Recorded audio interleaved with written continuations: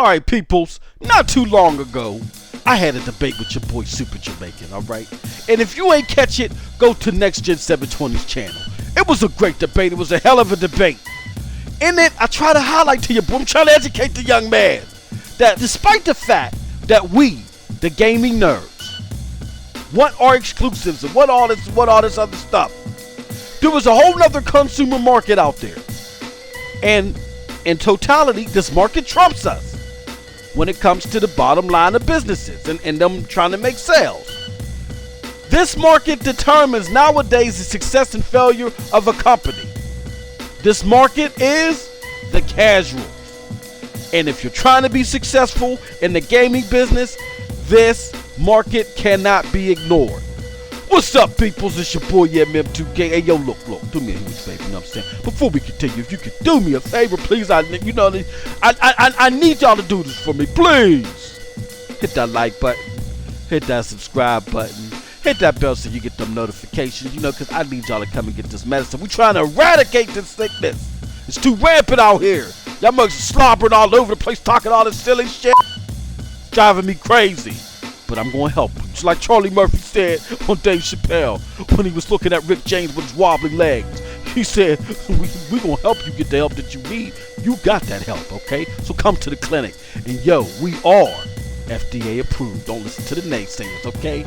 But straight up, here's the deal. This is part 2 of the Medicine Tri-Pack, okay? I'm doing a series. It's called the Gamers Consumer Business Market or something like that. You know what I'm saying? But basically what we try and do is we're trying to show you the inner strife in between the Microsoft consumer, Microsoft the company, and then we're going to cap it off with how we can bring those two people together so they can run around in the jungles and in the goddamn grass like it's the sound of music or something. You know what I'm saying? Because there's a very smart way we can do this. We understand the grumbles of each side and what each side wants accomplished.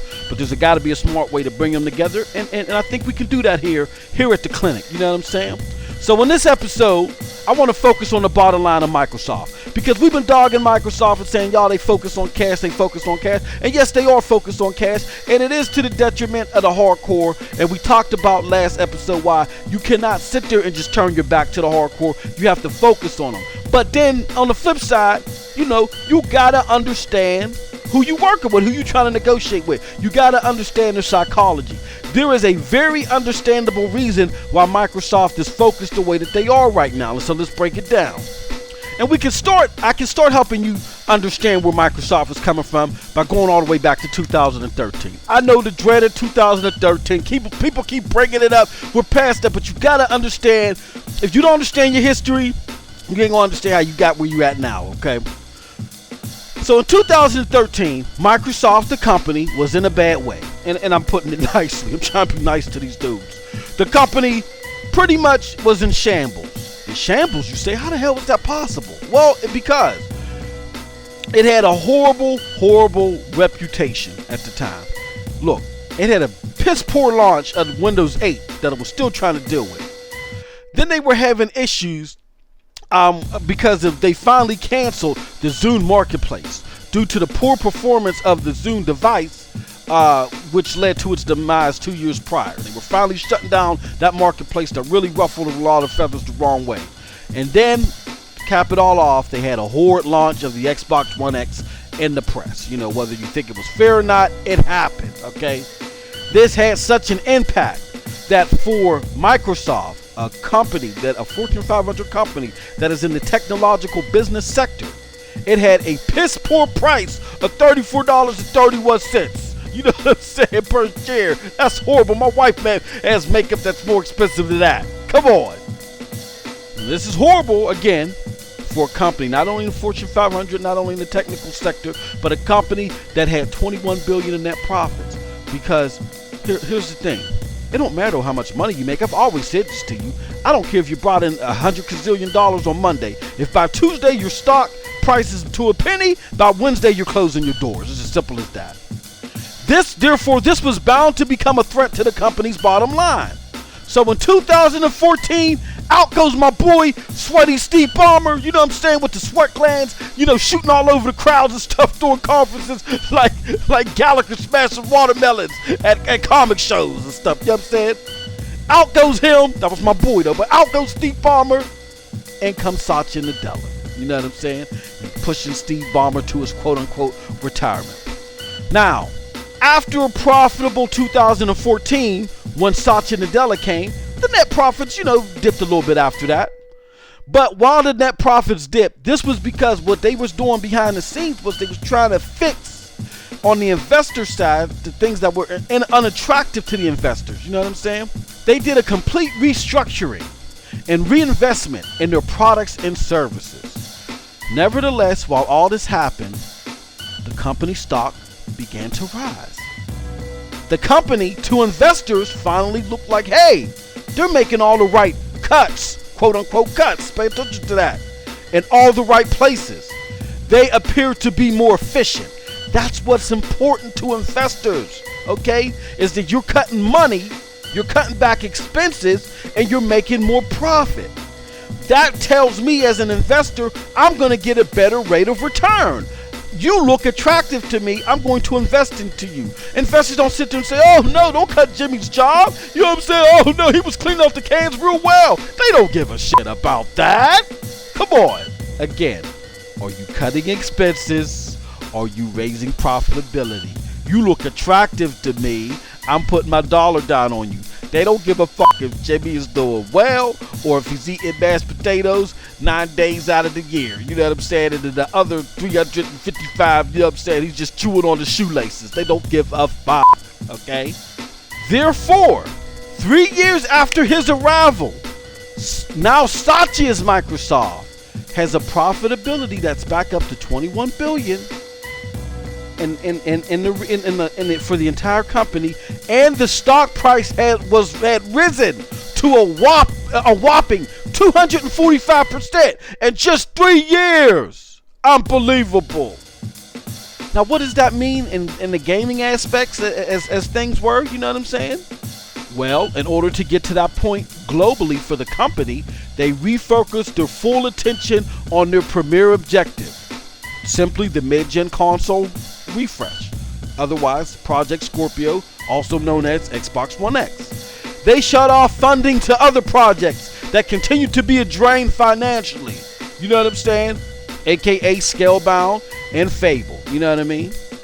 They have only focused on pure revenue bringing IPs like the game of Minecraft, Gears, Halo, that is of the service-based nature. That's why Phil came out in that interview and said what he said. Because while they're focusing on that, he's getting patted on the head by Satya talking about you doing a great job. He's surviving in this cutthroat new regime. You know what I'm saying?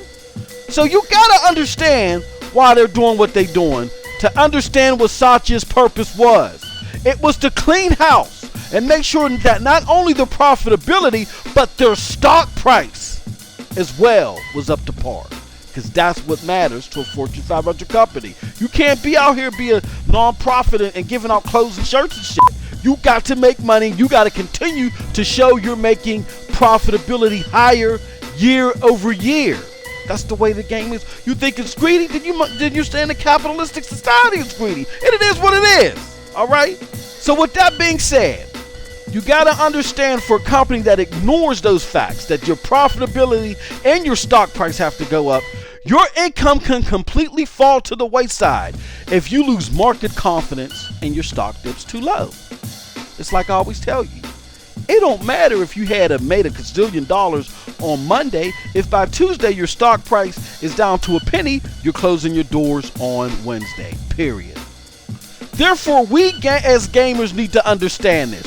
We are throwing things at Microsoft that we want them to do due to their lack of stellar exclusive games. And I get that. I'm one of those people that want those stellar exclusive games and want them to do more. However, we cannot expect that this new regime, we cannot expect them to make any moves in the gaming market unless there is profitability to it, okay? Those horrid Ballmer days are gone. And trust me, I like Steve Ballmer. That was my dude. Just seeing him sweating and wiping the sweat off the side of his face and wiping it on young kids and shit sliding down their mouth. Yo, as long as it didn't hit me, it was exhilarating. You know what I'm saying? The dude was full of energy and full of passion. But under his leadership, The company did not have all the gears moving in the direction a company as big as Microsoft needed it to be at. So unfortunately, he had to go. And along with him went Donnie D. Unfortunately. Therefore, when approaching Microsoft, we need to put our business hats on and be smart in our approach when we make our requests. Because I'm going to be honest with you. Otherwise, Microsoft, simply put, ain't going to try to hear it, Chief.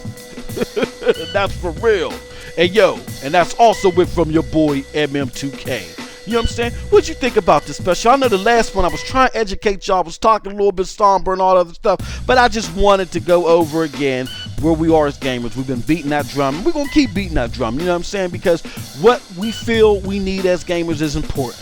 But hopefully, by me bringing all this information out to you this time around, you understand that from the business side, it can't just be gimme, and they can't just do blank checks. They can do better, I believe. They can do better, and they can do different.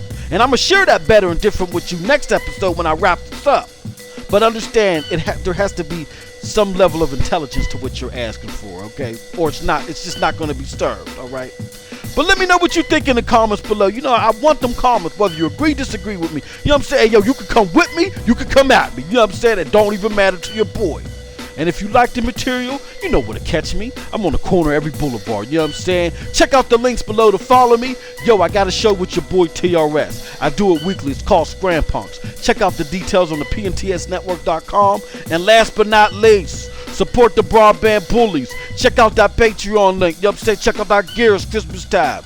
And check out the Discord links below. And as always, keep your mouth closed when Steve Ballmer's coming by. You'll get some of them sweat glands. And you have a wonderful gaming day.